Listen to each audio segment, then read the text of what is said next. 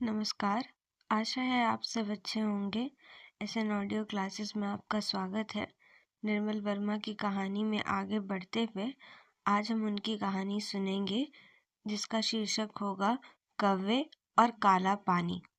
तो आइए शुरू करते हैं। मास्टर साहब पहले व्यक्ति थे जिनसे मैं उस निर्जन छोटे उपेक्षित पहाड़ी कस्बे में मिला था। पहले दिन ही मैं बस से उतर ही रहा था तो देखा सारा शहर पानी में भीग रहा है। भोपाली में धूप, रामगढ़ में बादल और यहाँ बारिश। हमारी बस ने 3 घंटे के दौरान 3 अलग अलग मौसम पार कर लिए थे और अब वह बाजार के बीच खड़ी थी, अपनी छत से मेरा सामान नीचे फट फट फेंकती हुई। फटीचर सामान जो मैं दिल्ली से ढोक कर वहाँ लाया था। बाबू का एक पुराना होल्डॉल और पुराने ज़माने का टिन का ट्रंक जिस पर पुरानी यात्राओं के लेबल मुर्दा तिलचट्टों से चिपके थे। मैं बीच बाजार में खड़ा था, पानी में चक्का डूबा और मेरा सामान किराने पर पड़ा था, अपनी दरिद्रता में भीगता हुआ। पता नहीं कैसे बारिश में शहर और आदमियों की समूची लूटी पिटी फटेहाली अपनी थिगलियां खोल बाहर निकल आती हैं। सिर्फ मेरे ब्रीफकेस से लगता था कि मैं बाबू जाति का हूँ और मैंने भी उसे सभ्यता की अंतिम निशानी की तरह छाती से चिपका कर रख छोड़ा था। लेकिन सिर्फ इसलिए नहीं, इसलिए भी कि उस ब्रीफकेस में वह समूचा प्रयोजन छिपा था जिसे लेकर मैं अपना शहर और घर गृहस्थी छोड़कर उस अजनबी पहाड़ी शहर में आया था। हिंदुस्तान के छोटे कस्बाई शहर वैसे ही त्रासदायी लगते हैं। ऊपर से बारिश, ठंड और अंधेरा। जब बस चलने लगी तो पागल सा विचार आया कि लिपक कर उसमें घुस जाऊं और कंडक्टर से प्रार्थना करूं कि मुझे दोबारा भोपाली और हल्द्वानी और दिल्ली की तरफ ले चले, अपनी जिंदगी की जान और सुरक्षित रोशनी में, जहाँ न अजनबी शहर की बारिश थी, न पहाड़ी डब्बों ढाबों के गंध। लेकिन बस रुकी नहीं, न वह मुड़ी। उसे कहीं और आगे जाना था। मैं खड़ा खड़ा उसके पीछे की लाल सुर्ख रोशनी को देखता रहा जो बारिश की धुंध में एक मैले खून के धब्बे सी दूर तक पीछे सरकती गई। मैंने आसपास देखा। सामने एक छोटा सा बाजार था, मोटर रोड से थोड़ा ऊपर उठा हुआ, जिस पर 3-4 खोखल दिखाई देते थे, पीली लालटेनों में धुंधलाते हुए। सबसे निचली खो में बस स्टेशन से लगभग चिपकी हुई एक चाय की दुकान थी। जहाँ 2-4 लोग टाट की खपड़ेल के नीचे बैठे थे।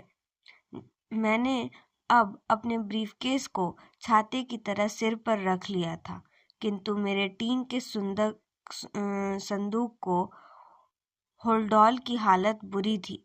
सड़क के किनारे बारिश में भीगते हुए वे मुझसे भी ज्यादा दयनीय दिखाई दे रहे थे।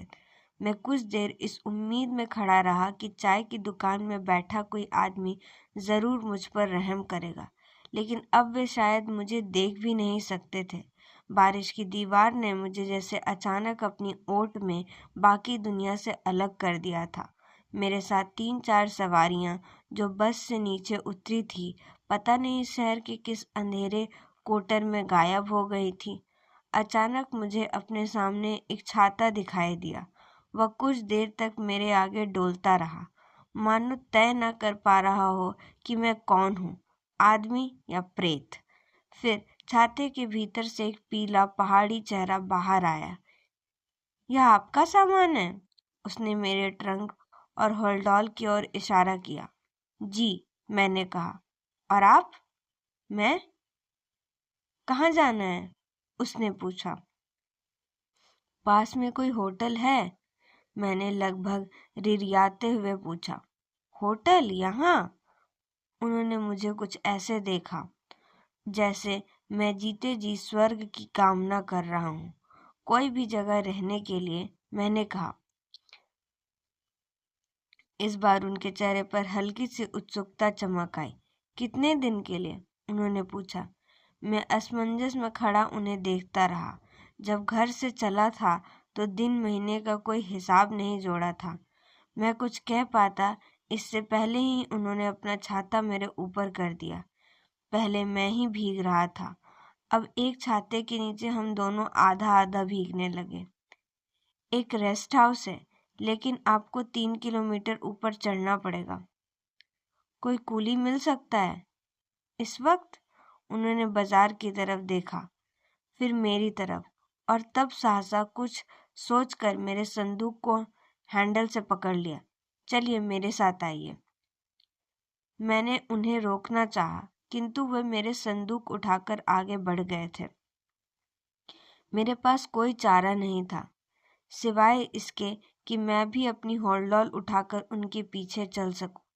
मुझे कुछ हैरानी हुई कि इतना दुबला पतला आदमी एक हाथ में छाता, दूसरे हाथ में ट्रंक पकड़कर इतनी तेजी से ऊपर चढ़ सकता है।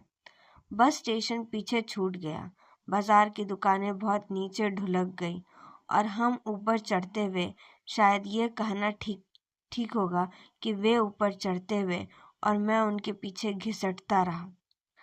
बारिश की चहबाहों और कीचड़ में मेरे पैर बार बार रपट जाते थे। एक बार पीछे मुड़कर उन्होंने मुझसे कुछ कहा, जिसे मैं सुन नहीं सका। मैं सिर्फ अपने दिल की धुकधुकी ही नहीं सुन पा रहा था, जो हर कदम पर तेज हो जाती थी। माथे पर बहते पानी में कितना पसीना था, कितना बारिश, इसका पता चलाना भी असंभव था।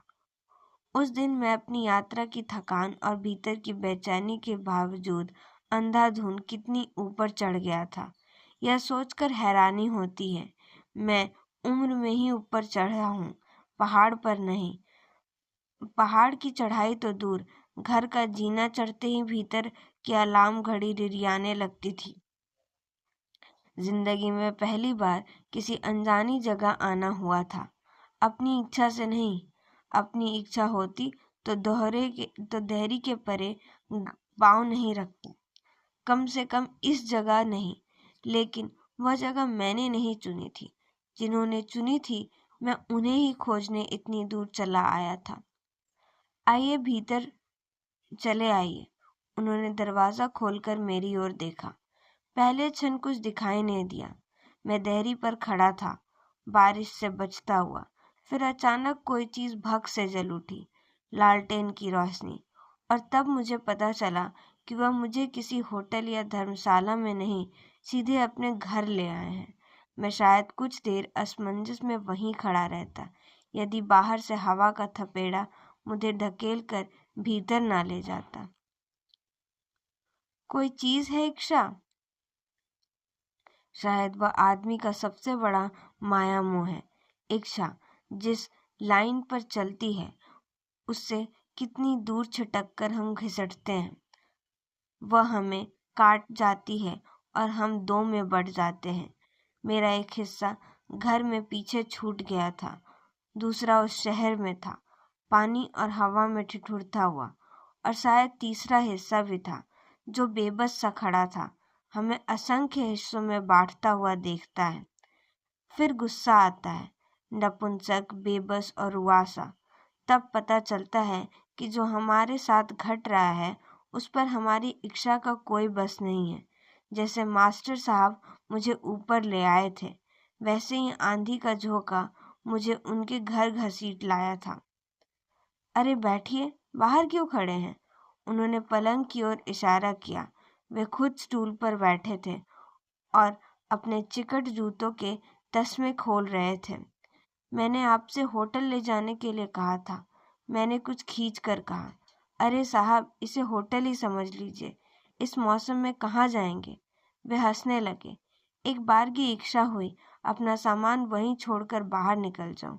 उनकी हंसी, लालटेन में हिलता उनका फटीचर कमरा, कीचड़ में लिथड़ी मेरी देह, इनका कोई मतलब नहीं था। हाँ क्यों नहीं, किसी ने मेरे भीतर कहा। तुम यहाँ आए हो तो तुम्हें अपने पुराने मतलबों की गठरी छोड़नी होगी। और तब सचमुच मैंने अपने पीछे दरवाज़ा बंद कर दिया। अंधेरा, बारिश, हवा सब पीछे छूट गए और मैं भीतर चला आया। पहली नज़र में वह किसी आर्ट हाउस की धुआती कोठरी जान पड़ती थी, बीच हवा में खुली हुई, जहाँ बादल बिना रोक टोक के भीतर आते थे, किंतु भीतर का धुआं बाहर जाने में हिचकिचाता था। कमरे से सटा एक गोदाम था, जहाँ मिट्टी के तेल का स्टोव और कुछ बर्तन रखे थे। वही शायद उनकी रसोई थी। कोने में पानी से भरी बाल्टी, लोटा और पटरा रखा था, जिससे पता चलता था कि शायद वे नहाते भी रसोई में हैं। दीवार में एक चौकोर सुराख खोला था, जिसके पीछे एक छज्जा दिखाई देता था। वहां तार पर उन्होंने कपड़े सुखाने के लिए टांग रखे थे, जो अब बारिश में भीग भी रहे थे। वे स्टोव जला रहे थे, बार बार पीछे मुड़कर मेरी तरफ देखते जाते थे, मानो उन्हें डर हो कि उनकी आंखें बचाकर अचानक लोप न हो जाऊं। लेकिन अब मैं उनके पलंग में धंस गया था। मैं कोई भारी आदमी नहीं हूँ, किंतु मेरे बैठते ही उनके पलंग की निवाड़ धूल चाटने लगी थी। मैं पलंग पर बैठा हुआ भी फर्श से चिपका हुआ था। वे चाय के 2 ग्लास लाए और सामने चटाई पर बैठ गए। आप पहली बार यहाँ आए हैं? उन्होंने पूछा। जी। वही तो, मैं आपको देखते ही पहचान गया। कैसे? मैंने आश्चर्य से उन्हें देखा। चाय के गर्म धुएं में उनका लंबा पीला चेहरा कहीं देखा हो, याद नहीं आया। कोई मुश्किल नहीं, देखते ही पता चल जाता है कि कौन यहाँ का है, कौन बाहर का। आप बस से उतरकर बारिश में खड़े हो गए। यहाँ का आदमी होता तो सीधा अपने घर की तरफ भागता। वे हंसने लगे। दांत पीले पड़ गए थे, लेकिन गंदे नहीं लगते थे। उनके पीले मुरझाए चेहरे पर अपनी जगह फिट जान पड़ती थी। वैसे इस मौसम में यहाँ बहुत कम टूरिस्ट आते हैं। उन्होंने मेरी ओर छलछलाती उत्सुकता से देखा, जैसे उनकी बात सुनते ही मैं उन्हें इस अजीब मौसम के आने का कारण बताऊंगा। लेकिन मैं चुप रहा, अपने को रोके रहा। एक बार उनके साथ आने में जो गलती की थी, अब दूसरी बार नहीं दोहराना चाहता था। आप कब से यहाँ हैं? मैंने बात बदलते हुए कहा। 5 साल, नहीं 6 साल। उन्होंने चाय का ग्लास नीचे रख दिया और उंगलियों पर बीते पुराने साल जोड़ने लगे। जिस साल शास्त्री जी का ताशकंद में इंतकाल हुआ, मैं यहीं था। मुझे याद है, मैंने ये दुखदाई खबर अस्पताल में सुनी थी। आप अस्पताल में थे? मैंने विनम्र सी सहानुभूति दिखाई दी। जी, वैसे अल्मोड़ा में भी डॉक्टरों की कमी नहीं, लेकिन यहाँ मेरे चाचा डॉक्टर थे। उन्होंने मुझे यहीं अस्पताल में दाखिल करवा दिया। जब ठीक हुआ तो पता चला कि यहाँ हाई स्कूल में एक अंग्रेजी टीचर की ज़रूरत है। बस फिर यहीं टिक गया। उन्होंने कुछ मुस्कुराकर मेरी ओर देखा। बीमारी ठीक कराने आया था और यह नहीं सोचा था कि बेकारी की समस्या भी हल हो जाएगी। आपका घर यहाँ नहीं है? मैंने पूछा। आप इसे घर कहेंगे? उन्होंने सरसरी निगाह अपने कमरे पर डाली, मानो उसे पहली बार देख रहे हों। उस शिकायत भरी निगाह में मेरा कुछ रहा होगा कि रसोई में रखी बाल्टी, टिमटिमाती लालटेन, चौक पर रखा स्टोव और मंजी में धसी मैं, सब कुछ एकाएक दयनीय हो गए। आपको सर्दी लग रही है तो आग जला दूं? उन्होंने कहा। नहीं, मैं बिल्कुल ठीक हूँ, मैंने कहा। मैं सचमुच ठीक था। अगर ठीक का मतलब है मंद पड़ जाना, इतना मंद कि थकान भी सिर मार कर पीछे मुड़ जाए। मुझे सिर्फ बाहर की चार्ज दिखलाई दे रही थी, बारिश में भीगती रात और टिपटिपाता उनका घर, और भीतर कुछ भी महसूस नहीं हो रहा था। मेरी इस रूखी उदासीनता को देखकर वे कुछ विचलित से हो गए थे, मानो अपना घर लाकर उन्होंने कोई अपराध कर डाला है। यहाँ एक फॉरेस्ट रेस्ट हाउस है, अगर आप चाहें तो। उन्होंने मेरी ओर देखा। वहाँ परमिट की जरूरत पड़ेगी? नहीं। हाँ, यह तो है, उन्होंने कुछ सोचते हुए कहा। लेकिन 1-2 दिन की बात है तो चौकीदार हिल हुज्जत नहीं करता। आपको कितने दिन रहना है? इस बार उनके स्वर में भेद लेने की उत्सुकता नहीं थी, सिर्फ मेरी मदद करने की इच्छा थी। वे एकटक मेरी ओर देख देख रहे थे। उस क्षण शायद मैं उन्हें सब कुछ बता देता, इतनी दूर आने का कारण, वह भी इन सर्दियों में। मेरे बिना बताए भी वे भाप गए थे कि मैं कोई तीर्थयात्री हूँ, न सैलानी टूरिस्ट हूँ। फिर कौन हूँ मैं? और तब तक एक अजीब थकान और हताश ने मुझे जकड़ लिया, मास्टर जी को यह बताने के लिए कि मैं वहाँ क्यों आया हूँ।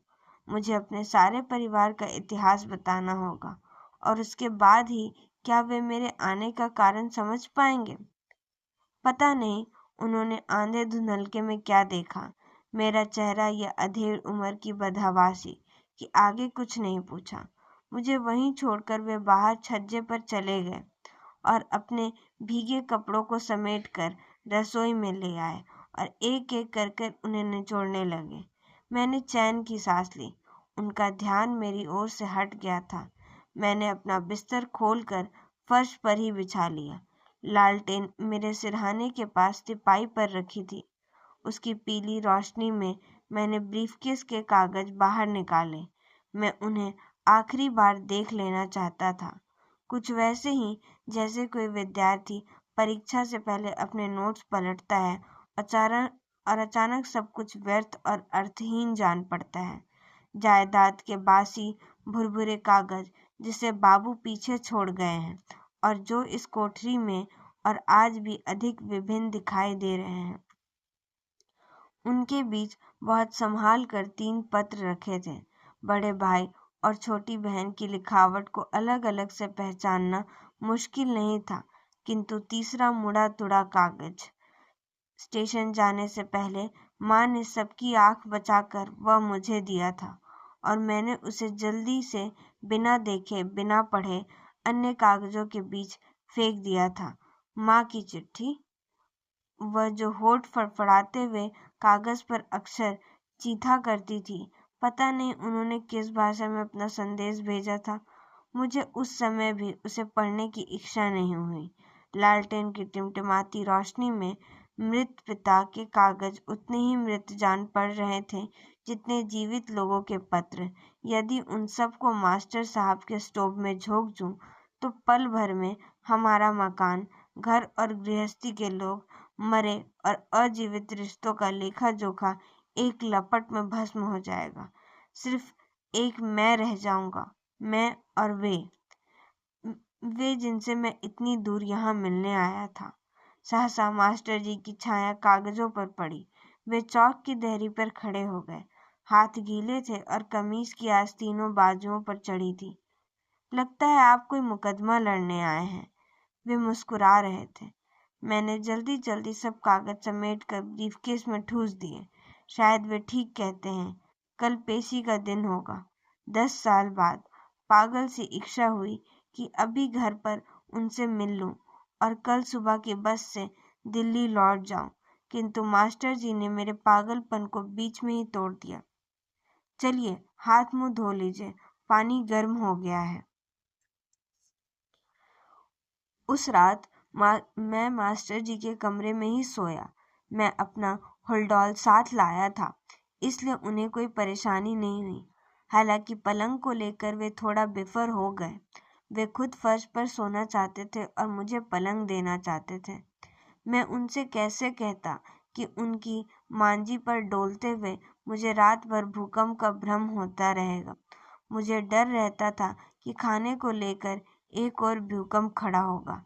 मेरी पत्नी ने जो टिफिन बांध कर दिया था वह सिर्फ बस यात्रा के लिए नहीं, जीवन यात्रा के लिए काफी था। मैंने उनसे कहा कि खाना बनाने के बजाय मेरे टिफिन को हल्का कर देना बेहतर होगा। ठंडे मौसम की तरह के कारण वह इतनी ही ताज़ा था। एक सुदूर गृहस्थी की चिंता में रसा बसा भोजन, जो 12 घंटे की चढ़ाई के बावजूद अपना सहरी स्वाद पहाड़ों तक खींच लाया था।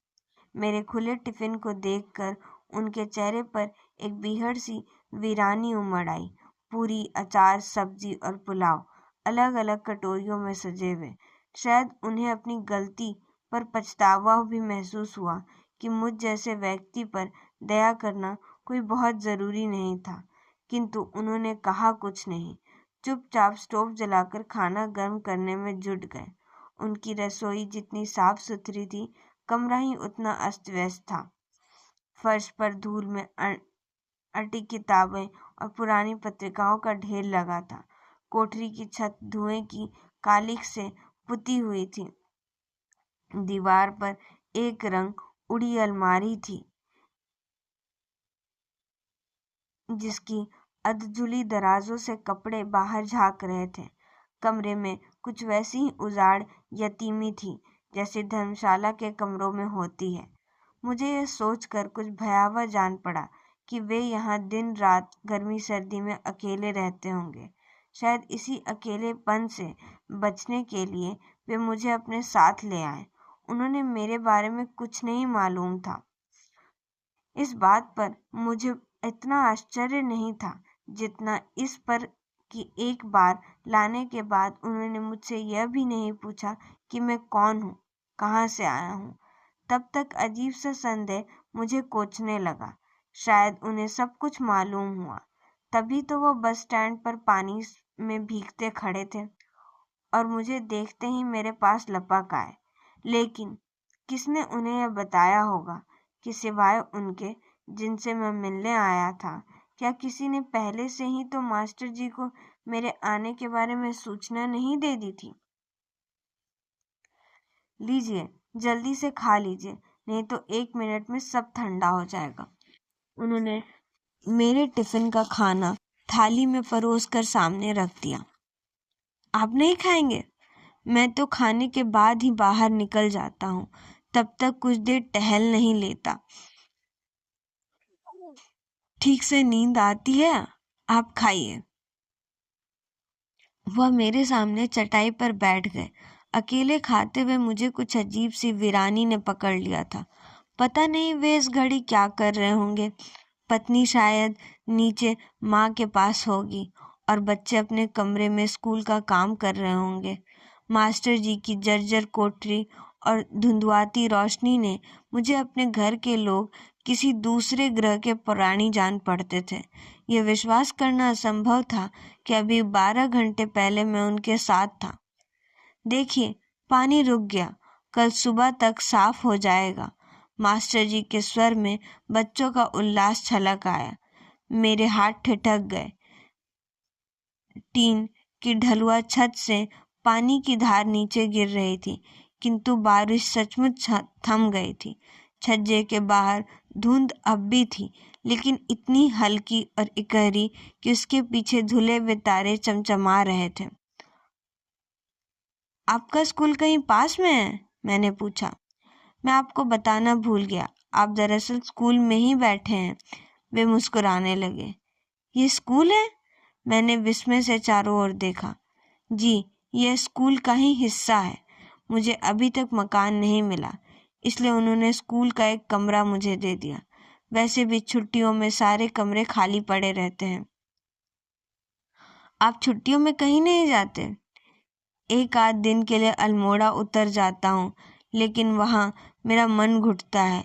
वही पुराने लोग आ घेरते हैं जिनसे मैं बचना चाहता हूँ। यहाँ अकेला नहीं लगता? वे कुछ देर चुप रहे, फिर कुछ सोचते हुए कहा, यहाँ अकेला रहता हूँ तो भी वैसी ऊब नहीं होती जैसी अल्मोड़ा में।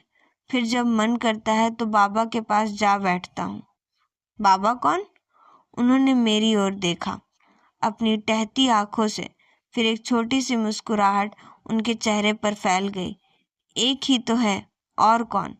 इस बार मैं अपने आप को रोक नहीं पाया। क्या उन्होंने आपसे कुछ कहा था? उन्होंने विस्मय से मुझे देखा। किस बारे में? मेरे यहाँ आने के बारे में। क्यों? आप उनसे मिलने आए हैं? इस बार उनकी आंखों में विस्मय है। सुना है बहुत दूर दूर से लोग उनके दर्शन करने आते हैं। मैंने कहा, हाँ, लेकिन इस मौसम में? वे फैली आंखों से मुझे निहार रहे थे। मैं यहाँ छुट्टी पर आया था, सोचा उनके दर्शन भी कर लूं। क्या बहुत दूर रहते हैं? वे कुछ सोचते हुए चुप बैठे रहे, फिर अनमने भाव से बोले, ज्यादा दूर नहीं, 1-1.5 किलोमीटर की चढ़ाई होगी। मुझे लगा वे मुझसे कुछ नाराज हैं। शायद उन्होंने मुझ पर विश्वास भी नहीं किया। कौन ऐसा पागल है जो सर्दियों में अपना घर बार छोड़कर इतनी दूर आता है, और वह भी एक अज्ञात पहाड़ी सर के लोकल महात्मा से मिलने। वे उठ खड़े हुए और मेरे बर्तन बटोरने लगे। कुछ देर तक रसोई में लोट-पोट बाल्टी की खनखनाहट के अलावा कुछ सुनाई नहीं दिया। फिर उस रात उनके बारे में कोई चर्चा नहीं हुई। सोने की तैयारी भी चुपचाप हुई। उन्होंने दोबारा और अंतिम बार ज़रूर आग्रह किया कि मैं उनके पलंग पर सो जाऊं, लेकिन मैं पहले से फर्श पर अपना होलडॉल बिछा चुका था और फिर वो चुप ही रहे।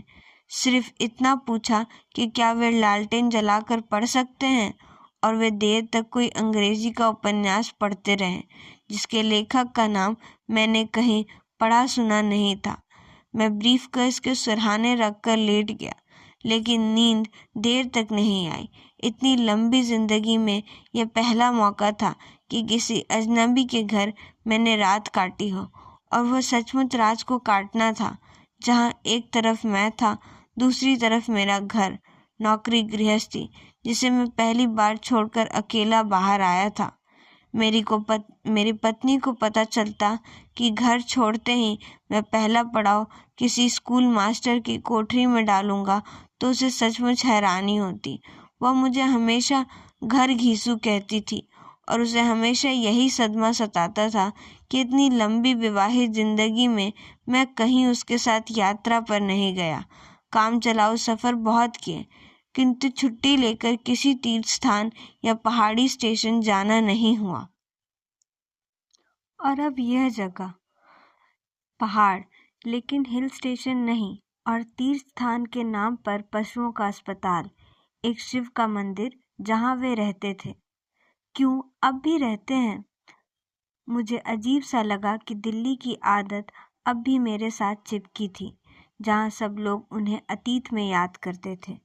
ज्यों ही कोई व्यक्ति हमें छोड़कर चला जाता है, हम उसे अतीत में फेंक कर बदला चुका लेते हैं, बिना यह जाने कि वह अब भी मौजूद है, जीवित है, अपने वर्तमान में जी रहा है, लेकिन हमारे समय से बाहर। उस रात मुझे देर तक नींद नहीं आई। हवा के थपेड़ों से कोठरी की छत और दीवारें थरथराने लगती थी। नीचे मोटर रोड पर कोई बस या लारी गुजरती तो उसकी हेडलाइट्स में फंसे पेड़ और झाड़ियां दीवार पर सरकते हुए निकल जाते। पहाड़ियों की घुरघुराहट देर तक पहाड़ियों के बीच गूंजती रहती। कभी किसी बस के गुजरने के बाद मास्टर साहब किताब से सिर उठाकर घड़ी को देखते और लंबी सांस खींचकर कहते, यह भुवाली की बस है। या कुछ देर बाद जब दोबारा बस की पौ पौ बजती तो कहते, यह रामनगर जा रही है। मैं आंखें मूंद सोने का बहाना किए पड़ा रहा। फिर न जाने कब यह बहाना किसी नींद के सपने में उलझकर दूर तक घिसटता गया। आधी रात को आँख खुली तो लालटेन बुझ गई थी और मास्टर साहब करवट लेकर सो रहे थे। समूची कोठरी में अंधेरा था। एक लंबे क्षण तक मुझे याद नहीं आया कि पास कौन सो रहा है और मैं वहाँ क्या कर रहा हूँ। सुबह उठा तो धूप का चकता बिस्तर पर बैठा था। ठंड धुली हुई रोशनी कोठरी में फैली थी। मास्टर जी की मंजिल खाली पड़ी थी। रोशनी में पानी की बाल्टी और लोटा रखे थे। चूल्हे के पास चाय का सामान था। बाहर हवा में थपथपाती खटखट की आवाज़ आ रही थी। शायद उसी की आवाज़ सुनकर मैं भी जाग गया था। घड़ी देखा तो अचरज हुआ, 10 बजे थे। शायद ही कभी मैं इतनी देर तक सोता हूँ। जल्दी जल्दी हाथ मुँह धोया, थर्मस और ग्लास थैले में रखे, ब्रीफकेस को खोलकर चिट्ठियाँ बाहर निकाली, जिनमें पोस्ट कार्ड भी था जो उन्होंने 15 दिन पहले भेजा था। उन सबको समेटकर कोट की अंदरूनी जेब में रखा। मास्टर जी को देखने बाहर आया तो आंखें जिस चीज़ पर पड़ी वह पहाड़ था। पहली बार ज्ञान हुआ कि यह पहाड़ है, सड़क पर चलता पहाड़ नहीं जो कल बस की खिड़की से देखा था, लेकिन एक जगह ठहरा हुआ, बाजार के ऊपर, शहर को छा देता हुआ। कल अंधेरे और बारिश में उसे नहीं देखा था। अब पहली बार विश्वास हुआ कि मैं घर के बाहर हूँ। यह महज यात्रा का स्टेशन नहीं, पूरी जगह है और अलग थलग दुनिया। वह एकांत जंगल नहीं था जैसे मैं दिल्ली में सोचा करता था। वह एक पूरी बस्ती थी जहाँ बाजार था, बस का स्टेशन, अस्पताल, एक मंदिर, एक स्कूल। स्कूल में मैदान था, बाजार के ऊपर और नीचे पेड़ों का पीला झुरमुट था और वही टहनियों के बीच आकाशमात दिखाई दिए मास्टर जी। और तब मुझे उस खट खट का रहस्य समझ में आया। वो कुल्हाड़ी से पेड़ों की शाख काटते जाते थे और टहनियाँ छपाछप करती हुई नीचे गिर जाती थी। मैं उसी पगडंडी से नीचे उतरने लगा जिसके सहारे कल ऊपर चढ़ा था। धीरे धीरे बाजार की छतें दिखाई देने लगी, सांवले सलेटी पत्थरों से ढकी धूप में चमचमाती हुई। लोगों का शोर और दुकानों का धुआं एक साथ ऊपर उठ रहे थे। बाजार के नाम पर कुछ भिनभिनाते ढाबे थे। वहीं मैं एक बेंच पर खुली हवा में बैठ गया। धूप सिर्फ माया थी, असली बाह्य सर्दी में व्याप रहा था। मैंने एक चाय मांगी तो दूसरी बेंच पर दो आंखें ऊपर उठी, केसरी सी लाल और मस्ती में धुत। साहजी, बस एक ही। नंग धड़ंग महात्मा मेरी ओर निहार रहे थे। मैंने दूसरी चाय मंगवाई तो वे मुस्कुराए। दांतों के बीच लाल मसूड़े दाढ़ की काटी फेंक से खुले हुए थे। कल ही पधारे हो? जी। अब तक वह दूसरे ढाबे की बेंच पर बैठे थे। मेरे जी कहते ही वह अपनी मेज का मोह त्याग कर मेरी बेंच पर आ विराजे। क्यों, हमारे मास्टर जी के यहाँ ठहरे हो? वे अंतर्यामी जान पड़े। मुझे लगा उनके सामने जी कहने के अलावा मैं कुछ और नहीं कह सकूंगा। उसके बाद अगर वे यह बताते कि मैं 2 बच्चों का बाप हूँ और दिल्ली से आया हूँ तो भी मुझे कोई आश्चर्य नहीं होता। किंतु उसके बाद वे एकदम चुप्पी साध गए। चाय पीने में ऐसे मगन हो गए जैसे सिर्फ उसी को पाने के लिए उन्होंने परिचय बांधा था। आप कहाँ से आ रहे हो? मुझे कुछ देर बाद मैंने ही पूछा। चाय की ग्लास को बेंच पर रख कर उन्होंने कोहनी से अपनी दाढ़ी पोंछी। यह पूछिए कहाँ जा रहा हूँ? यहाँ तो सिर्फ कुछ दिनों के लिए ठहरा हूँ। उनकी सुर्ख आंखों में एक रूखी सी लापरवाही झलक आई। काहे डरा लगे बाबा ने? उन्होंने उंगली से ऊपर इशारा किया। पहले मैं ऊपर का मतलब ईश्वर समझा, लेकिन सौभाग्य से उनकी उंगली ईश्वर से कुछ नीचे बैठी बाजार के पीछे पहाड़ी गोमड़ पर जो धुंध और धूप में झिलमिले से बाहर निकल रहे थे, शिव के मंदिर में। पहली बार मेरे भीतर एक जिज्ञासु उत्सुकता जागी। शिव नहीं, महाकाल का मंदिर कहिए। उन्होंने हल्की हिकारत से मुझे देखा। कभी वहां नहीं गए? मैं पहली बार आया हूँ। पहली बार? वे हंस पड़े। आपको कैसे मालूम आप पहली बार आ रहे हो? पहली बार कुछ नहीं होता।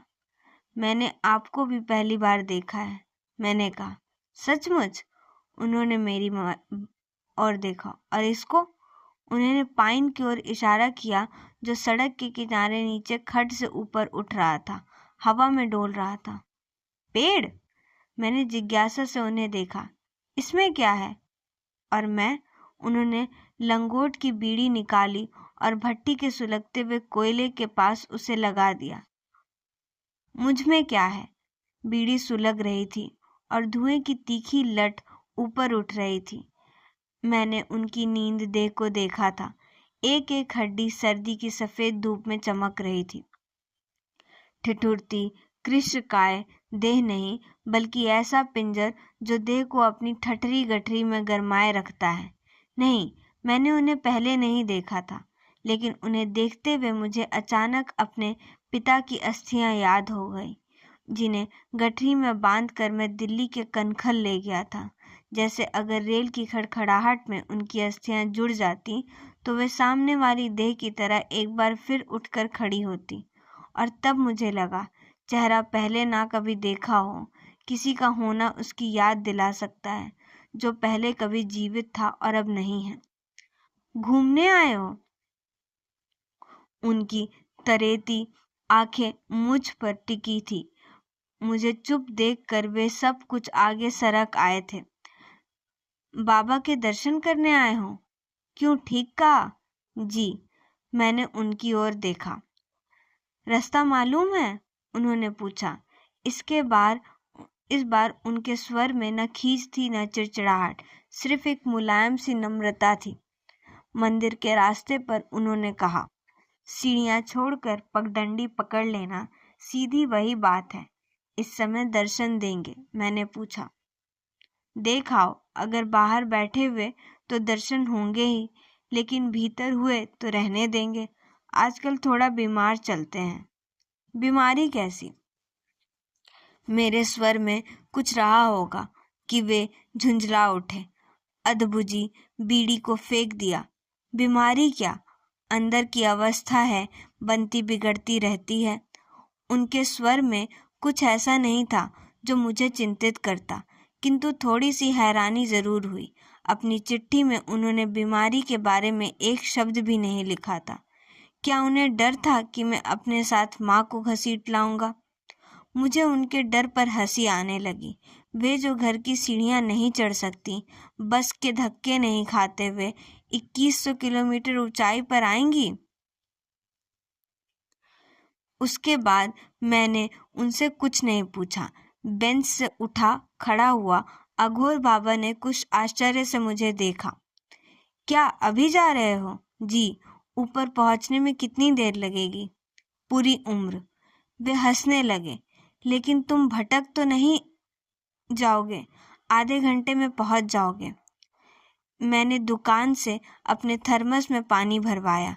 अब चाय के पैसे देने के लिए बटुआ निकाला तो सहसा उनकी आवाज सुनाई दी, 3 ग्लासों के। मैं एक और लूंगा। मैंने पीछे मुड़कर भी नहीं देखा। पैसे दिए और ऊपर चढ़ने लगा। चढ़ाई खड़ी हथेली की तरह उठी थी। चारों तरफ जंगल थे, लेकिन सड़क पर एक पेड़ नहीं जो छाया दे सके। पहाड़ी पसीना परनालों की तरह देह पर बहे जा रहे थे। ऐसा कभी सोचा भी ना था। मुझे अपने ब्लड प्रेशर का डर था और दिल की धुकधुकी अलग से छाती को खटखटा रही थी। बाजार बहुत नीचे छूट गया था, लेकिन उसकी आवाज और बरसों के हॉर्न अब भी एक उनींद गुनगुनाहट की तरह सुनाई दे रहे थे।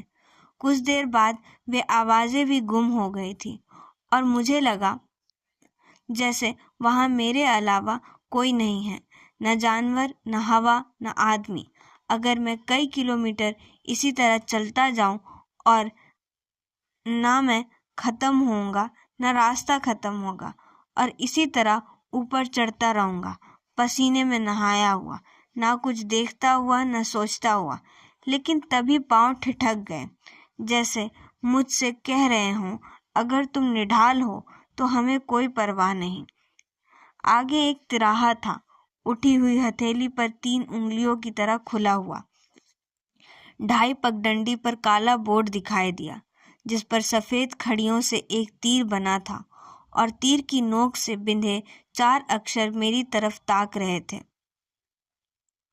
To the forest rest house. और तब मुझे अघोरी बाबा की उंगली याद आई, ईश्वर की तरफ उठी हुई, जहाँ महाकाल मंदिर था। अगर नीचे की पगडंडी फॉरेस्ट हाउस की तरफ जाती है तो बीच की सड़क जरूर मंदिर की ओर चढ़ती होगी। मैंने वहीं बीच का रास्ता पकड़ लिया। वह रास्ता भी नहीं था, सिर्फ एक उठान थी। शायद बहुत पहले वहां सीढ़ियां रही होंगी, लेकिन अब वहां सिर्फ पत्थर थे। कोई और घास के में लिथड़े हुए उन पर पांव रखते ही जूते फिसलने लगते, हर पत्थर पर सांस अटकने लगती, एक रस्सी की तरह मेरे पैरों को ऊपर खींचती, और जब मैं दूसरा कदम उठाता तो लगता जैसे मैं अपने पीछे सारी उम्र का बोझ घसीट रहा हूँ। लेकिन वह बोझ उनके सामने कुछ भी नहीं था जो मैं लाद कर अपने साथ लाया था। घर के कागज और घर वालों के संदेश, उन्हें ढोता हुआ मैं खुद अपनी यात्रा पर का लथपथा संदेश जान पड़ता था। मुझे तब एक अजीब सा ख्याल आया, अगर उन तक संदेश पहुंचाना है तो मेरा जाना क्यों जरूरी है? मैं यदि सारे कागज पत्तर चिट्ठी संदेश मास्टर साहब को सौंप कर शाम की बस में लौट जाऊं तो कोई भी अंतर नहीं पड़ेगा। वे उन्हें सुरक्षित उनके पास पहुंचा देंगे, फिर वे जैसा चाहें करें। लेकिन इतने पास पहुंचकर ऐसे ही रूखे सूखे लौट जाना, वे 10 साल से यहाँ रह रहे हों और मैं पहले ही दिन इतना हताश हो गया। वे भी तो पहले ही दिन ऐसे ही ऊपर चढ़े होंगे, लेकिन उनकी उम्र तब काफ़ी कम रही होगी। मुझे अब भी उनकी फ़ोटो याद है जो पिताजी ने, तब वे जीवित थे, अखबारों में दिया था। एक हंसता हुआ चेहरा जिसे अंग्रेजी में चीयरफुल कहा जाता है, और फोटो के नीचे बाबू के हाथ का लिखा टेक्स्ट, प्लीज़ कम। लेकिन ना वे आए, ना अपना पता भेजा, और तब स्टेशन और अस्पतालों के चक्कर शुरू हुए। पुलिस के साथ मॉर्चरी में जाते मुर्दों की कतार में उन्हें पहचानने की कोशिश करते, जो एक दिन सहसा पहचान पर चले गए। अचानक बीच रास्ते में मैं ठिठक गया, और अब मैं उन्हें पहचान सकूंगा। सिर का पसीना माथे पर बहता हुआ आंखों पर चीर चीर चूने लगा। वह जैसे पानी का पर्दा था जिसके पीछे सारा जंगल झिलमिला रहा था। आखिर वह मंदिर दिखाई दिया, सफ़ेद और शीतल, और उसकी शीतलता मेरी थकान को सींचने लगी। हवा में पसीना सूखने लगा। मैं वहीं सीढ़ियों पर बैठ गया। आसपास बिल्कुल सन्नाटा था। ना कोई भक्त, ना पुजारी, ना कोई साधु सन्यासी। सिर्फ मंदिर की बगल में बांझ के डोलते बाजू पर एक लंगूर बैठा था, अपनी मीटर भर लंबी पूंछ को हिलाता हुआ। उसने एक क्षण मेरी ओर घुरा और फिर छपाक से मंदिर की छत पर कूद गया। एक छपाक और पेड़ की झरझर और कभी नहीं जंगल की अथाह नीरवता में जैसे मैं व लंगूर एक साथ उस महाकाल के शरणार्थी हों। कभी कभी जानवर देवताओं की तरह अचानक हमारी दुनिया में प्रकट होकर हमारी सब दुविधाओं को झाड़ देते हैं। उस लंगूर ने भी जैसे अपनी पूंछ से मेरे सब संशयों को बुहरा दिया, और जब मैं आगे बढ़ा तो सहसा मेरे पैर हल्के हो गए थे।